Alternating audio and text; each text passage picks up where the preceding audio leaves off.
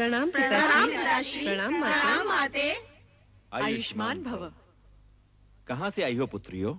चंद्र पूजन के निमित्त गई थी माते। चंद्र पूजन? चंद्र पूजन ही क्यों? उत्तर दो पुत्रियो, उत्तर दो। तुम ही बताओ ना। तुम बताओ ना। तुम ही बता दो रोहिणी बहन।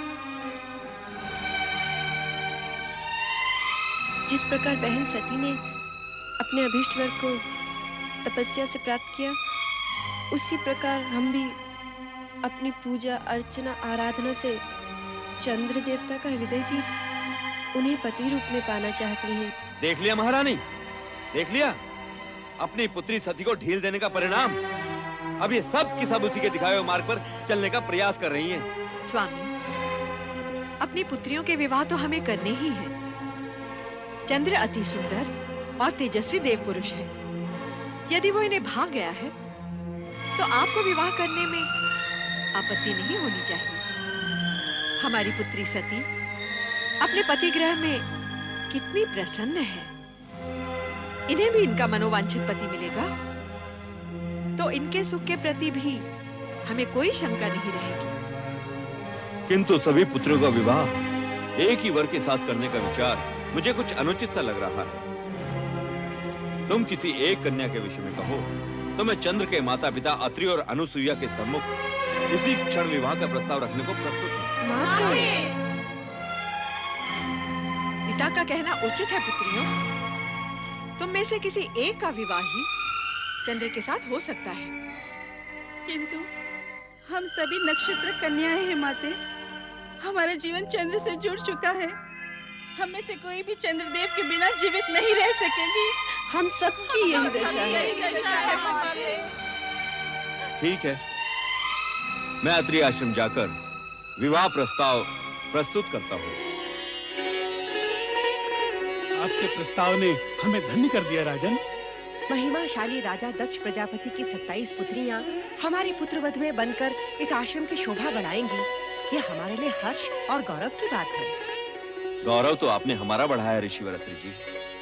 देवी अनुसुईया, हमारी पुत्रियों को चंद्र जैसा तेजस्वी पति और आप जैसे सात्विक मना सास ससुर मिले, ये उनके किन्हीं पुण्यों का ही प्रसाद है। अब आप आज्ञा दीजिए, विवाह का शुभ मुहूर्त निश्चित होते ही आपको सूचित करूंगा। जैसा आप उचित समझे। प्रणाम ऋषिवर। प्रणाम देवी अनुसुईया। प्रणाम।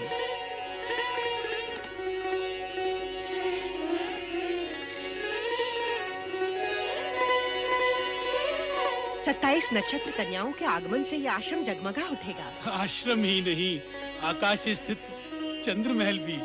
किंतु क्या स्वामी? मैं सोच रहा था, हमारे पुत्र चंद्र का चित्त अति चंचल है। क्या वो 27 पत्नियों के प्रति अपना पति धर्म एक रूपता से निभा पाएगा? विवाह के बाद का चिंतन ना करें स्वामी। चिंता करने से होगा भी क्या? क्योंकि इन नक्षत्र कन्याओं का चंद्र से विवाह होना विधि का विधान है और हम इसे हर्ष पूर्वक स्वीकृति दे चुके हैं।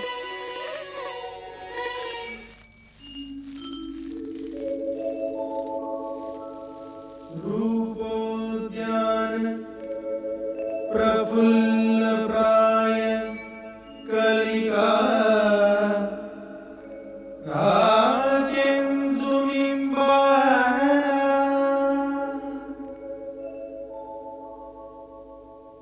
तन्वगी शुभाहार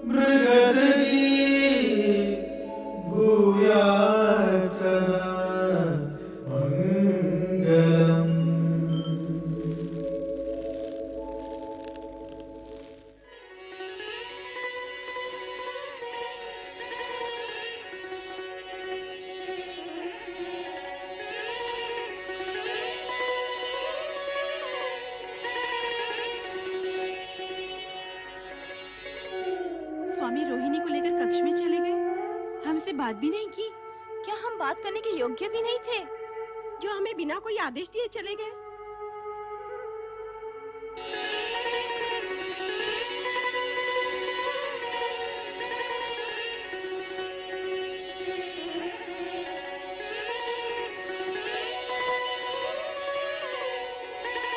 ये क्या प्रिय? मिलन की इस बेला में जब चंद्र रोहिणी को अपने शीर्ष पर सजाने का इच्छुक है, तो रोहिणी उससे छिटक रही है। क्या हम तुम्हें प्रिय नहीं? आप जैसे सुदर्शन पति को पाने के पश्चात भला कौन पत्नी ये कहेगी? किंतु आपका प्रेम ग्रहण करते हुए मेरे मन में ऐसे भाव आ रहे हैं जैसे मैं अपनी बहनों का प्रेम अंश उनसे छीन रही हूँ। प्रिय, पत्नी होना एक धर्म है, प्रेमिका एक भाव। तुम्हारी बहनें मेरी पत्नी अवश्य हैं, परंतु मैं प्रेम केवल तुम ही से करता हूं।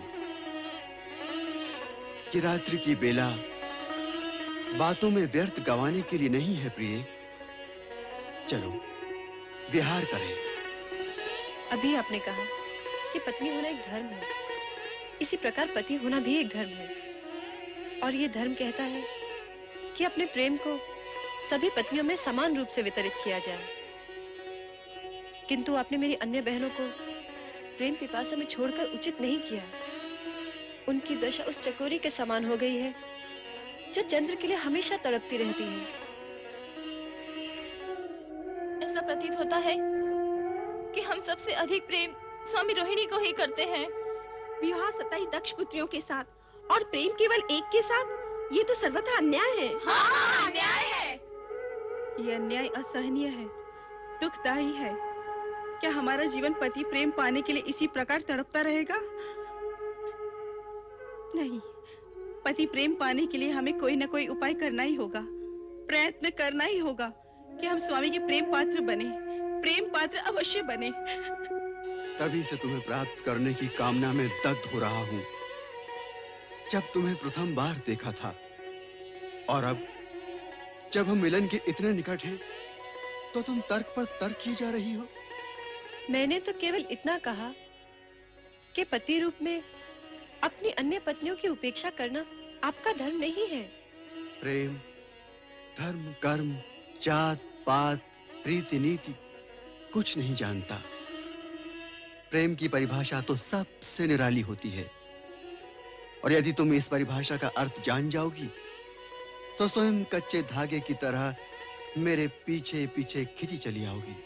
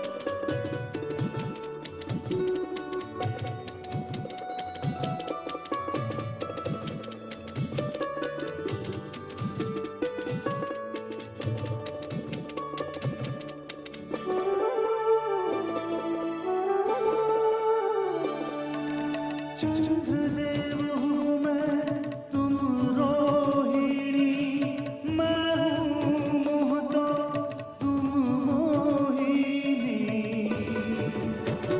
हाँ, चंद्रदेव हूँ मैं, तुम रोहिणी, मैं हूँ मोह तो तुम मोहिनी।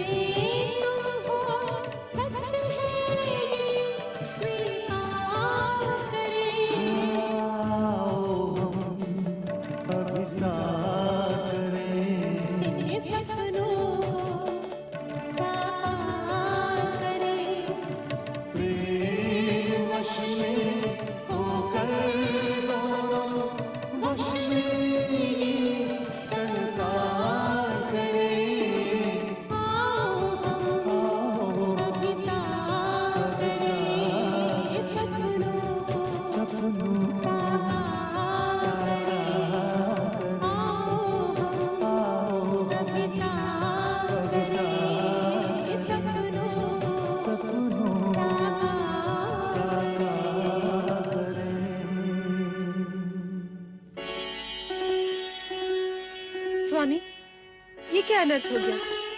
मेरी सबकी सब बहनें न जाने कहाँ चली गई। गई होंगी अपने पिता दक्ष के पास अपना टुकड़ा रोने। परंतु रोहिणी, उनके आंसू मुझे तुम्हारे प्रेम से विचलित नहीं कर सकते। अग्नि को साक्षी देकर हम सभी बहनों को चंद्र ने पति के रूप में वरा था, किंतु केवल वो रोहिणी पर अपना सारा पति प्रेम लुटा रहा है। हम अपनी उपेक्षा और अनादर नहीं सहन कर सकते माते।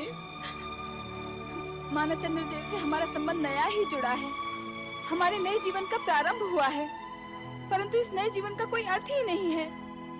हम अभी तक पति सुख से वंचित हैं। रोहिणी तो हमारी बहन है, कम से कम उसे तो अपनी बहनों के दुख और व्यथा के विषय में सोचना चाहिए। हमारा तो जीवन ही व्यर्थ हो गया है पिताश्री।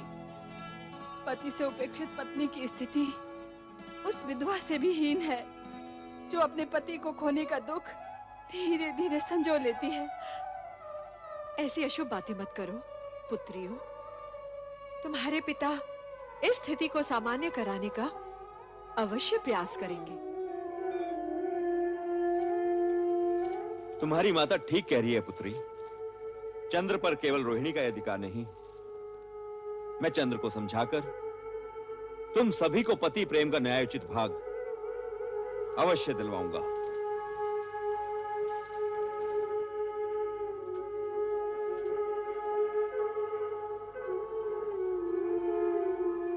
धर्म पत्नी होने का यह तात्पर्य नहीं कि मांग में पति के नाम का सिंदूर सजाए हुए सारा जीवन पति के प्रेम को तरसते हुए ही बिता दिया जाए। पत्नी धर्म के साथ साथ पति धर्म भी जुड़ा हुआ है, और वो ये कि तन मन व्यवहार सदाचार हर प्रकार से पति अपनी पत्नी को सुखी करे। किंतु आपके पुत्र चंद्र ने अपनी 26 पत्नियों की उपेक्षा विवाह की प्रथम रात्रि को ही कर दी। ये वास्तव में दुख का प्रसंग है। जब राजा दक्ष विवाह प्रस्ताव लाए थे, उस समय तुम अत्यंत प्रसन्न हो रही थी, किंतु मैंने कहा था कि चंद्र का चंचल स्वभाव क्या सभी पत्नियों के प्रति उसे न्याय करने देगा?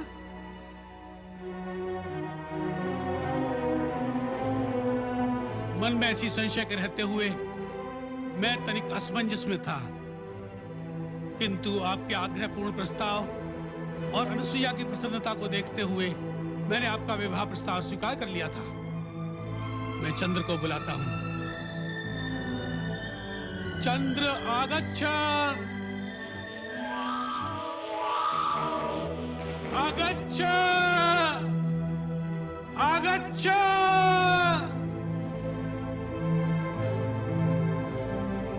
पिताजी ने हमें स्मरण किया है। चलो चलते हैं।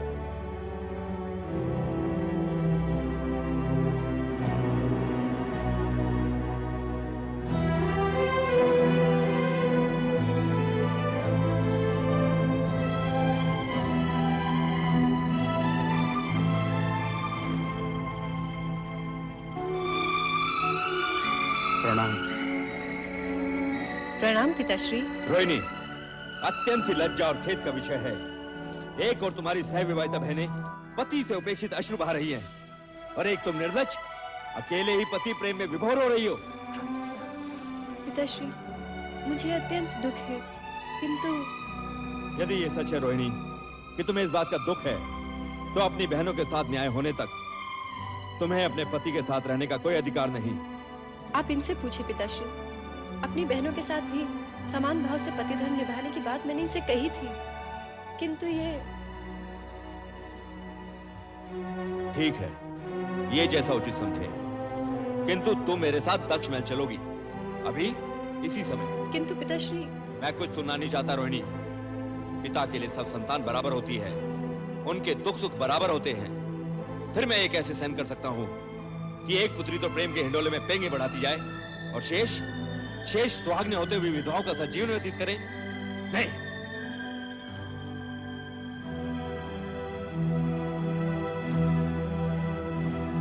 देवी अनुसुईया, ऋषिवर, आप मुझे रोहिणी को अपने साथ ले जाने की अनुमति दें। आपने जो सोचा वही उचित है। क्यों स्वामी? मैं भी राजा दक्ष के विचार का समर्थन करता हूँ। रोहिणी, दक्ष महल के लिए प्रस्थान करो। जैसी आपकी आज्ञा। चलो रोहिणी।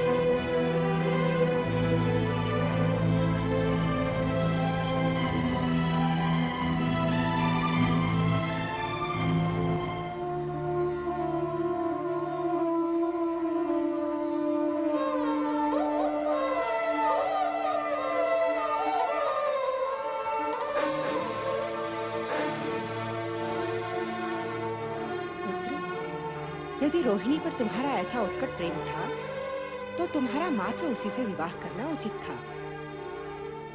किंतु अब जब तुम्हारी 27 पत्नियां हैं, तो तुम्हें सभी को अपने प्रेम का दान देना होगा। प्रेम तो हृदय से उत्पन्न होता है, और मेरे हृदय पर तो मेरा अधिकार ही नहीं रहा। वो तो तभी रोहिणी का हो गया था जब मैंने उसे प्रथम बार देखा था, और अब तो मेरे हृदय और मेरी आंखों में केवल रोहिणी की ही छवि है। रोहिणी से मेरा मिलन शीघ्र ही करा दीजिए, हे शिव शंकर। अश्विनी, फाल्गुनी, उत्तरा, रोहिणी, चंद्र ने तुम लोगों के साथ जो कुछ किया है, उसका प्रायश्चित अब ये रोहिणी करेगी। रोहिणी, हम इसे चंद्र से दूर ले आए हैं। पिताश्री, तुम्हारा दुख मेरा दुख है बहनों।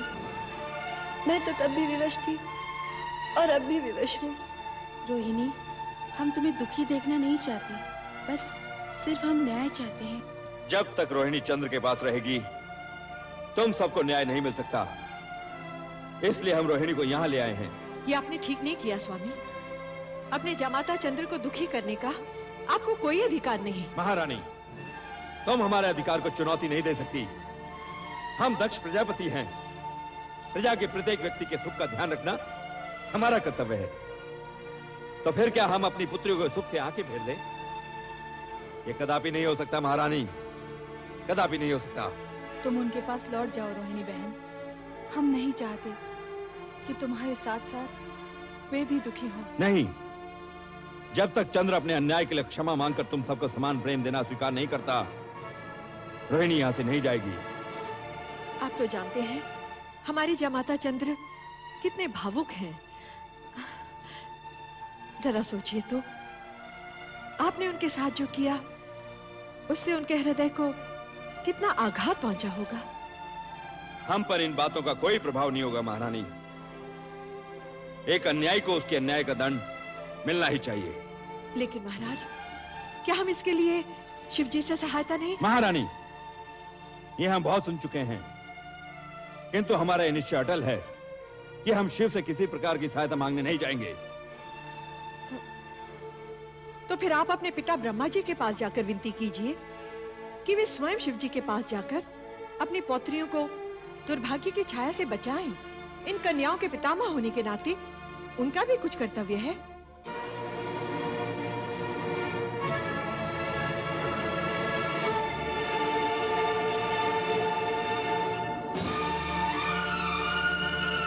ठीक है महारानी, तुम्हारी इस बात पर हम अवश्य विचार करेंगे।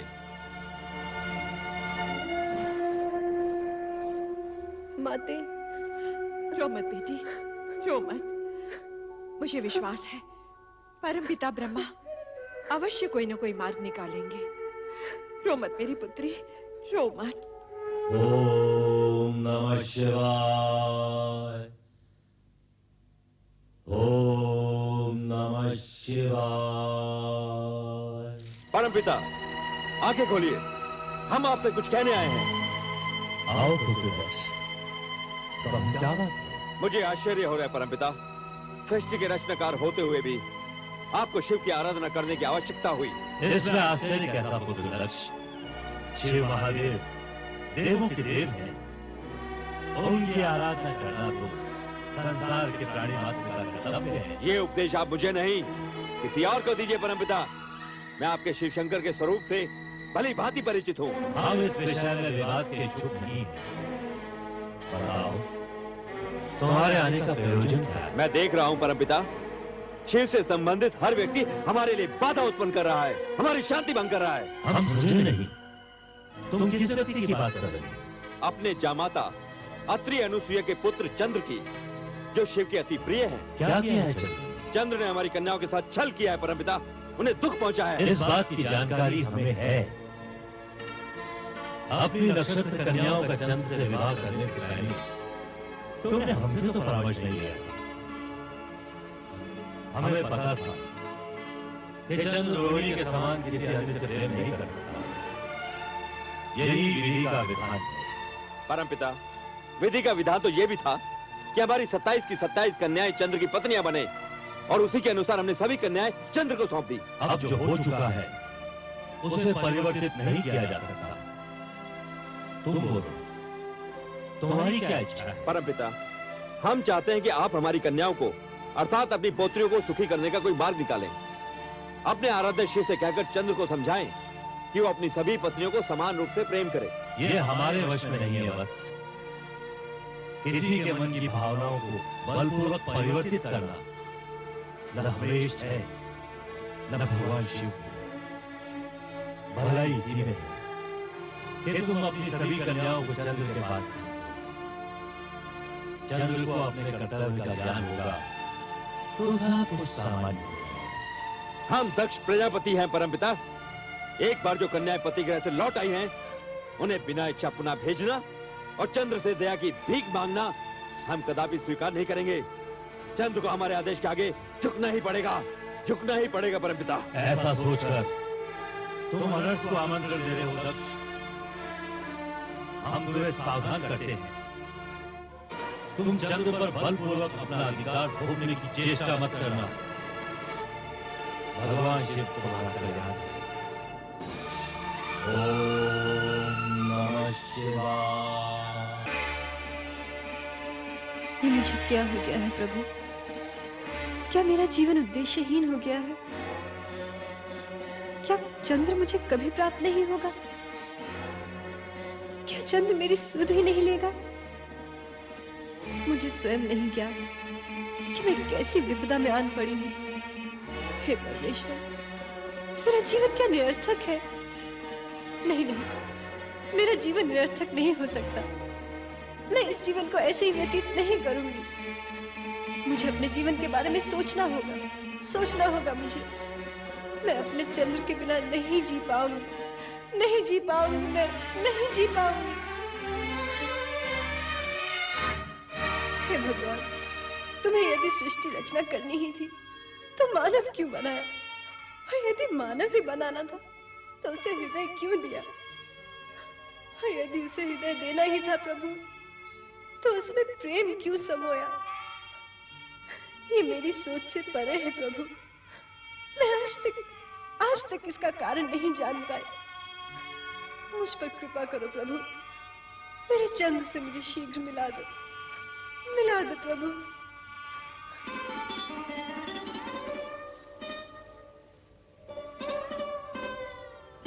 रोहिणी, जिस पति को प्राप्त करने के लिए हमने इतनी पूजा और अर्चना की, उसी ने जब हमें ठुकरा दिया तो हमारा हृदय विदीर्ण हो गया। ये भी सत्य है कि तीर खाए हुए पंछी की तरह छटपटाते हुए जब हमने पिता के समक्ष कहा कि चंद्र रोहिणी के कारण हमें उपेक्षित कर रहा है, तो हमें ठीक नहीं लगा।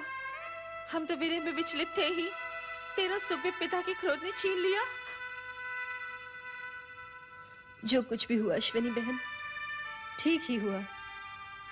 यदि हम सब बहनें बचपन से सुख में भागीदार रही हैं, तो दुख में भी हमारा समान भाग होना चाहिए।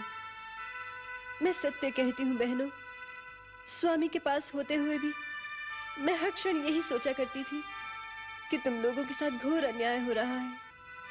अश्विनी, हम बहनें तो हैं, किंतु उससे पहले हम नारी हैं, और यदि नारी ही नारी की पीड़ा नहीं समझेगी तो फिर कौन समझेगा? हो सके तो मुझ पर विश्वास करो और मुझे स्वयं से अलग मत समझो। बस करो रोहिणी, अब इस तरह से अपने मन को और मत दुखाओ। होगा वही जो भगवान को स्वीकार होगा। अब तुम विश्राम कर बहन। हाँ रोहिणी, आओ चले।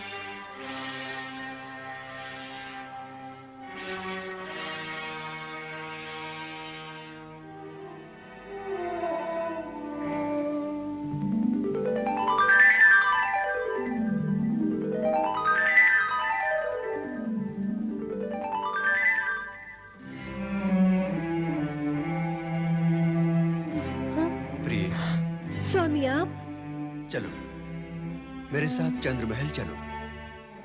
नहीं स्वामी, जब तक आप अपनी अन्य पत्नियों को उनका अधिकार नहीं दे देते, मैं यही रहूंगी। मैं तुमसे प्रेम करता हूँ प्रिय, केवल तुमसे, और तुम्हारे अतिरिक्त ये चंद्र किसी और से प्रेम कर ही नहीं सकता। तो फिर आप मुझे भी भूल जाइए स्वामी। मुझे आपके विरह की अग्नि में जलना स्वीकार है, किंतु अपनी ही बहनों का सुख सौभाग्य छीन लेने वाली नीच स्त्री का कलंक लेकर मैं जीना नहीं चाहती। आप तुरंत यहाँ से चले जाइए स्वामी। तुम्हारे बिना मैं जीवन की कल्पना भी नहीं कर सकता। चंद्र जो दूसरों को शीतलता बांटता फिरता है, आज स्वयं तुम्हारी विरह की अग्नि में दहक रहा है। मैं तुम्हें यहाँ से लेकर ही जाऊंगा रोहिणी। नहीं स्वामी, नहीं नहीं नाथ, नहीं, ऐसा मत कीजिएगा, अनिष्ट हो जाएगा। आप मेरे पिताश्री की क्रोध से अवगत नहीं। यदि उन्होंने आपको यहाँ देख लिया तो न जाने क्या होगा।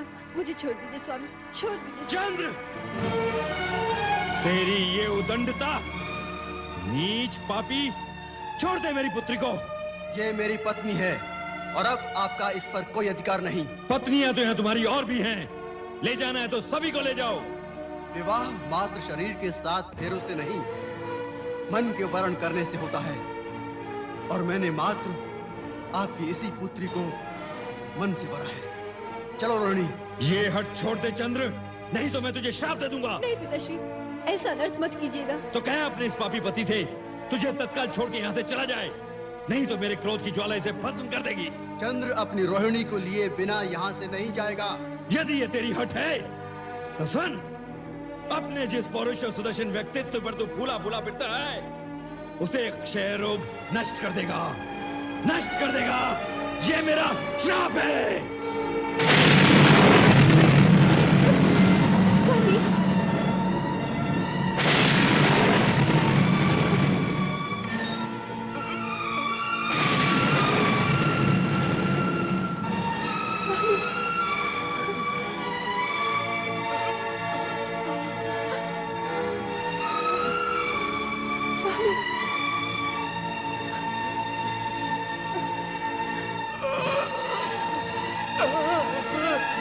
स्वामी,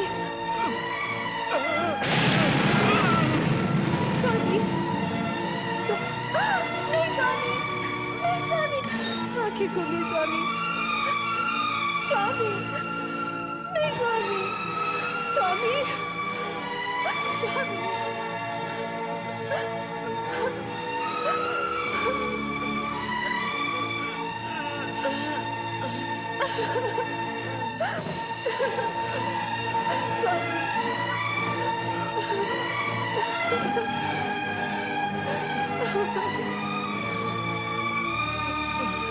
स्वामी, स्वामी,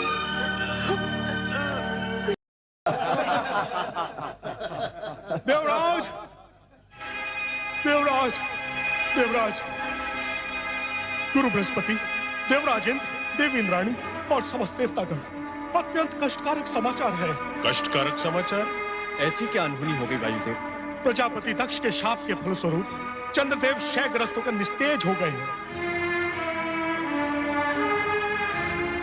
उनके प्रकाश के अभाव में पृथ्वीलोक और नक्षत्र लोक में मलिनता छा गई है। वातावरण प्रदूषित होने लगा है और सृष्टि की व्यवस्था का संतुलन बिगड़ता जा रहा है देव।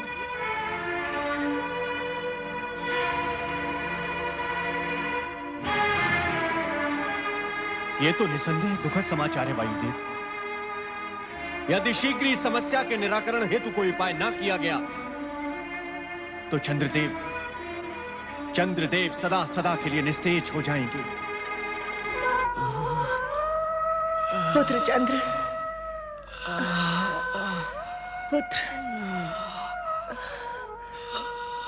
पुत्र चंद्र। वही हुआ जिस बात का मुझे भय था।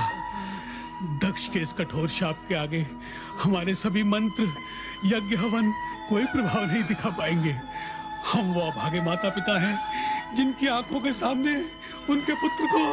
नहीं, ऐसा मत कहिए स्वामी, ऐसा सोचे भी नहीं। माँ जननी होती है, उसमें सृजन की शक्ति होती है। वह अपनी संतान के लिए मृत्यु से भी संघर्ष कर सकती है। मैं भी अपने पुत्र का अनिष्ट नहीं होने दूंगी। परमपिता, क्या चंद्र सदा के लिए अस्त हो जाएगा? क्या आप नक्षत्रों को नए सिरे से अपने मार्ग निश्चित करने होंगे? कुछ तो कीजिए। हे सृष्टिकर्ता, आपकी सृष्टि पर संकट मंडरा रहा है। ये सत्य है, चंद्र से अपराध हुआ है। और यह भी सत्य है कि दक्ष ने क्रोध में आकर अपने अपराधी जामाता को श्राप दे डाला। उसे यह भी ध्यान न रहा कि चंद्र मात्र दक्ष का जामाता नहीं, सृष्टि का एक आवश्यक यंत्र भी है। उसके न रहने से पृथ्वी का संचालन डामाडोल भी हो सकता है। किंतु तो क्या सृष्टि समाप्ति के कगार पर पहुंचने वाली है परमपिता? मुझे ऐसा प्रतीत होता है कि सृष्टि की रचनात्मक शक्तियों का यह द्वंद्व एक सीमा से आगे नहीं बढ़ेगा। इस दशा में मुझे विचार करना होगा। विचार।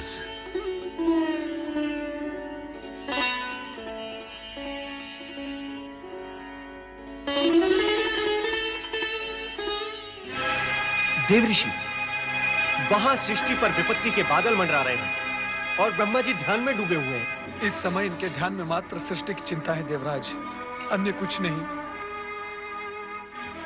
परंतु इसमें इतना सोच विचार करने की क्या आवश्यकता है? ब्रह्मा जी को करना होगा कि चंद्र को शाप से मुक्त करने के लिए अपने मानस पुत्र दक्ष को बाध्य करें, अन्यथा सृष्टि में प्रलय हो जाएगी। देव ऋषि, प्रलय हो जाएगी। ऐसा नहीं हो सकता देवराज इंद्र, हमें धैर्य से काम लेना होगा। यह हमारी परीक्षा की घड़ी है। भगवान शिवशंकर की कृपा से चंद्र की रक्षा का मार्ग अवश्य मिल जाएगा। हमारा हृदय टूट चुका है माते। कैसे पिता है हमारे, एक हाथ से हमारा कन्यादान करके हमें सौभाग्यवती होने का आशीर्वाद दिया और दूसरे हाथ से छीन भी लिया। माते, उनसे कहो कि हमें पति का प्रेम नहीं, उनकी आयु और हमारा सौभाग्य चाहिए। पिता अपना श्राप लौटा ले और हमें हमारा पति दे दे। वे जैसे भी है, हम उनके साथ जीवन निर्वाह करेंगे। तुम्हें कैसे समझाएं पुत्रिया? दिया हुआ श्राप लौटाया नहीं जा सकता, ये असंभव है। हाँ, अब एक आसरा है, भगवान शिव शंकर। वो भक्त वत्सल हैं, भोलेनाथ हैं। यदि उन्हें तुम बहनों पर दया आ गई तो चंद्र को नया जीवन और तुम सबको तुम्हारा सौभाग्य सिंदूर भी मिल सकता है। तुम धैर्य मत छोड़ो अश्विनी, तुम सबकी मनोकामना अवश्य पूरी होगी।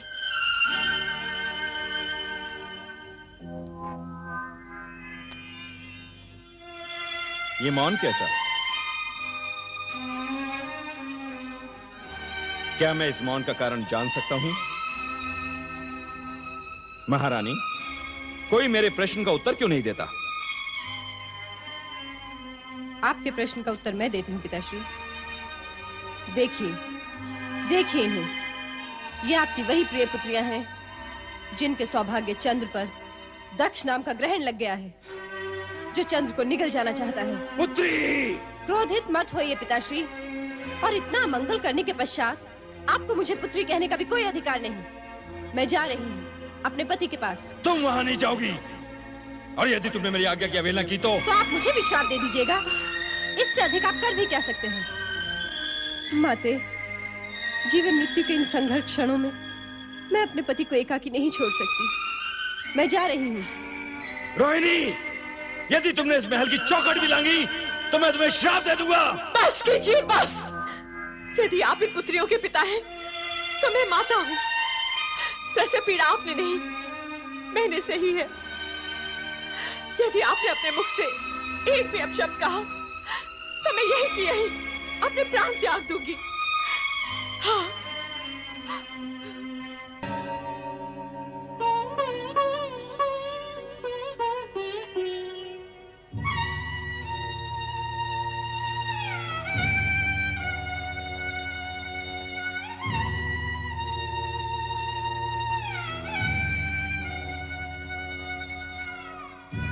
स्वामी, आपकी ये दुर्दशा मेरे ही कारण हुई है। इसके लिए मैं अपने आप को कभी क्षमा नहीं करूंगी। रोहिणी, बहू, इस तरह अपने आप को दंडित करने से कुछ नहीं होगा। हम दोनों को मिलकर ही चंद्र को बचाने का उपाय करना होगा। माताश्री,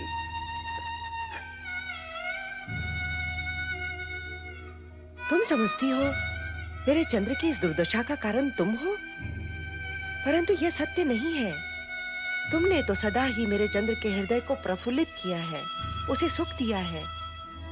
तुम उसके दुख का कारण कैसे बन सकती हो? माते, मुझे ज्ञात है तुम्हारी बहनों के प्रति उपेक्षा दिखाकर चंद्र ने उचित नहीं किया, परंतु इसके लिए मैं उसे दोषी नहीं समझती हूँ। परंतु माते, सारा दोष मेरा है। ये आप क्या कह रही हैं माते? तुम्हारे पिता दक्ष प्रजापति का प्रस्ताव ही मुझे स्वीकार नहीं करना था, जिसमें उन्होंने अपनी 27 कन्याओं का विवाह मेरे चंद्र के साथ करने की बात कही थी। परंतु आपने और पिताश्री ने तो कहा था कि ये विधाता का अटल विधान है, इसे कोई नहीं बदल सकता। दुर्भाग्य को विधि का अटल विधान बताकर किसी भूल से मुक्ति नहीं पाई जा सकती रोहिणी।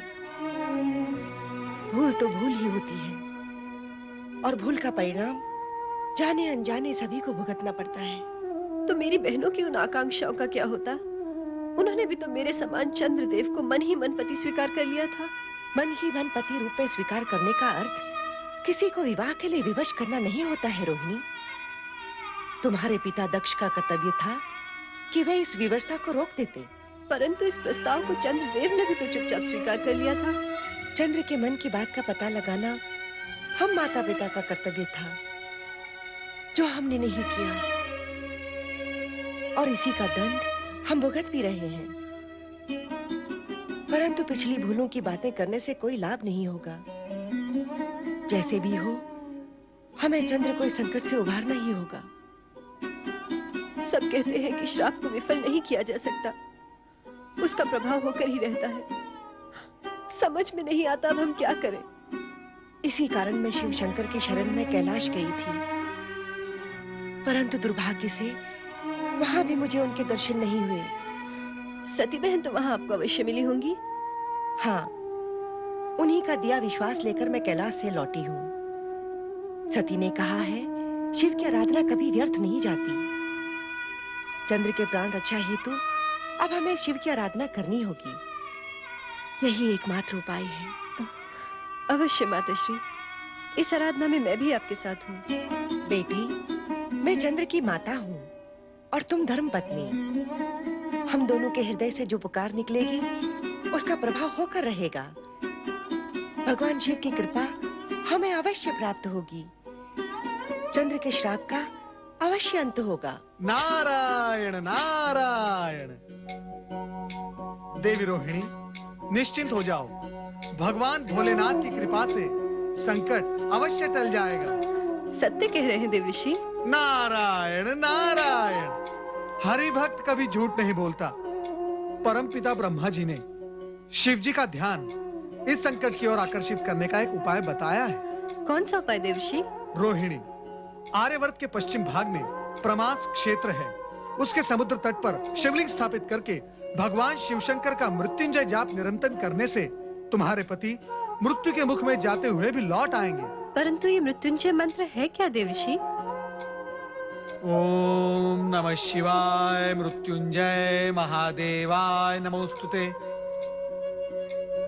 यदि इस मंत्र का स्वयं चंद्रदेव जाप करेंगे तो साक्षात भगवान शिवशंकर प्रकट होकर दक्ष द्वारा दिए गए श्राप का निवारण करेंगे।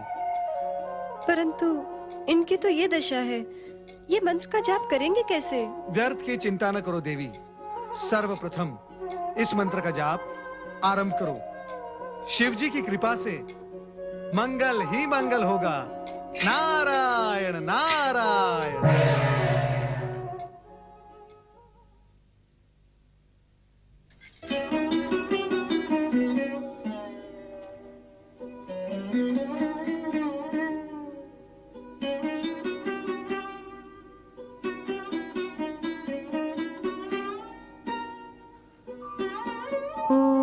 नमः शिवाय मृत्युंजय महादेवाय नमोस्तुते। ओम नमः शिवाय मृत्युंजय महादेवाय नमोस्तुते। ओम नमः शिवाय मृत्युंजय महादेवाय नमोस्तुते। ओम नमः शिवाय मृत्युंजय महादेवाय नमोस्तुते। ओम नमः शिवाय मृत्युंजय महादेवाय नमोस्तुते। ओम नमः शिवाय मृत्युंजय महादेवाय नमोस्तुते। ओम नमः शिवाय मृत्युंजय महादेवाय नमोस्तुते। ओम नमः शिवाय मृत्युंजय महादेवाय नमोस्तुते। ओम नमः शिवाय मृत्युंजय महादेवाय नमोस्तुते। ओम नमः शिवाय मृत्युंजय महादेवाय नमोस्तुते। ओम नमः शिवाय मृत्युंजय महादेवाय नमोस्तुते। ओम नमः शिवाय मृत्युंजय महादेवाय नमोस्तुते। ओम नमः शिवाय मृत्युंजय महादेवाय नमोस्तुते। ओम नमः शिवाय मृत्युंजय महादेवाय नमोस्तुते। ओम नमः शिवाय मृत्युंजय महादेवाय नमोस्तुते।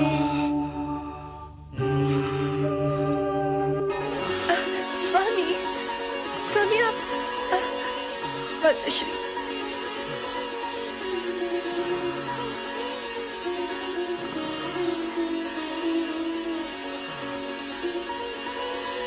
स्वामी, रोहिणी, माते। स्वामी, चिरंजीव रहो पुत्र। माताश्री, देव ऋषि के कहे अनुसार मैं इन्हें शीघ्र ही प्रमास क्षेत्र ले जाऊंगी। मुझे आशीर्वाद दीजिए माताश्री कि मेरा सौभाग्य अक्षुण्ण रहे। मेरा आशीर्वाद सदा तुम्हारे साथ है पुत्री। अखंड सौभाग्यवती भव।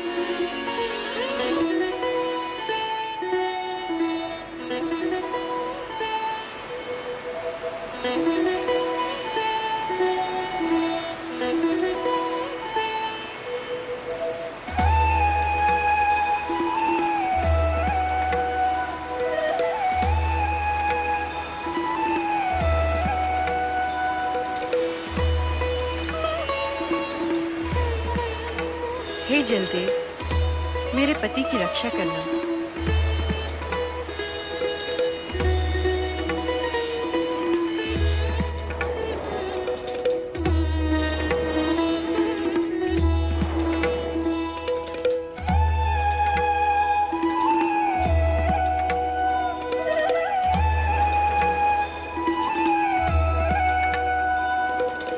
ओम नमः शिवाय मृत्युंजय महादेवाय नमोस्तुते।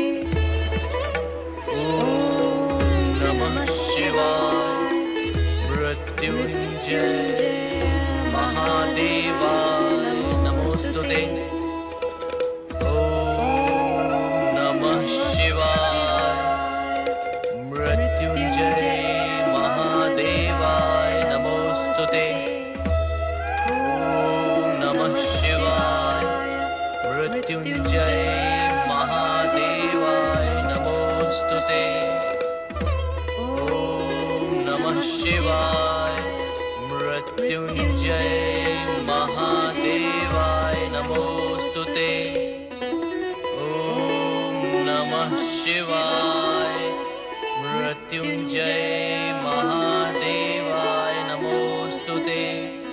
ओम नमः शिवाय मृत्युंजय महादेवाय नमोस्तुते। ओम नमः शिवाय मृत्युंजय महादेवाय नमोस्तुते। स्वामी, इस शिव मंत्र का निरंतर जाप करते रहें जब तक भगवान शिव की हम पर कृपा न हो। नमः शिवाय मृत्युंजय महादेवाय नमोस्तुते। ओम नमः शिवाय मृत्युंजय महादेवाय नमोस्तुते। ओम नमः शिवाय मृत्युंजय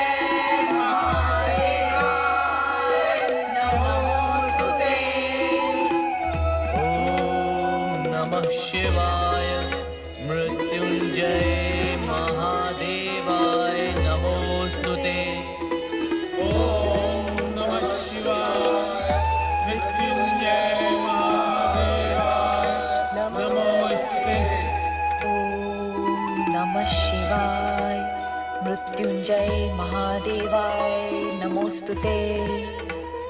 ओम नमः शिवाय मृत्युंजय महादेवाय नमोस्तुते। ओम नमः शिवाय मृत्युंजय महादेवाय नमोस्तुते। ओम नमः शिवाय मृत्युंजय महादेवाय नमोस्तुते। देवी, स्वामी, स्वामी, श्रापग्रस्त चंद्र के संकट का निवारण कीजिए, अन्यथा मेरी बहनों के साथ ही सृष्टि में भी अनर्थ व्याप्त हो जाएगा। प्रलय आने का कोई संशय नहीं रहेगा। चिंता न करो प्रिय, चंद्र को दिए हुए श्राप का परिमार्जन अवश्य ही होगा। ओम नमः शिवाय मृत्युंजय महादेवाय नमोस्तुते। ओम नमः शिवाय मृत्युंजय महादेवाय नमोस्तुते। ओम नमः शिवाय मृत्युंजय महादेवाय नमोस्तुते। ओम नमः शिवाय मृत्युंजय महादेवाय नमोस्तुते। ओम नमः शिवाय मृत्युंजय महादेवाय नमोस्तुते। चंद्रदेव,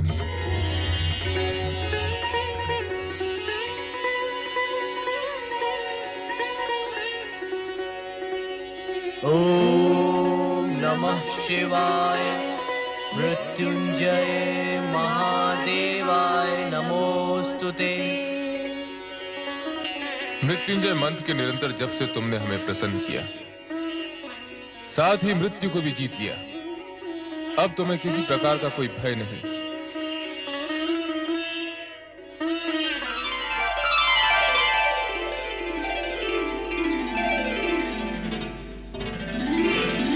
मैं श्राप के प्रभाव से मुक्त हो गया। श्राप मुक्त हो गया प्रभु। पूर्ण रूप से नहीं, किंतु शाप का किंचित मात्र प्रभाव तुम पर अवश्य रहेगा। वो कैसे प्रभु? इस कारण कि प्रत्येक मास के कृष्ण पक्ष में तुम क्षीण होकर अमावस्या तक आकाश से अदृश्य हो जाओगे, किंतु मेरे वरदान के प्रभाव से शुक्ल पक्ष में तुम्हारा तेज बढ़ने लगेगा और पूर्णिमा आने पर तुम पुनः अपना स्वाभाविक रूप प्राप्त कर लोगे। मंगल हो। भगवान, आज्ञा हो तो एक निवेदन करूं? कहो। जिस शिव ज्योति ने आज मेरे रोग का निवारण करके मुझे नवजीवन प्रदान किया, वही आपके अन्य भक्तों की प्राण घातक रोगों से रक्षा करे।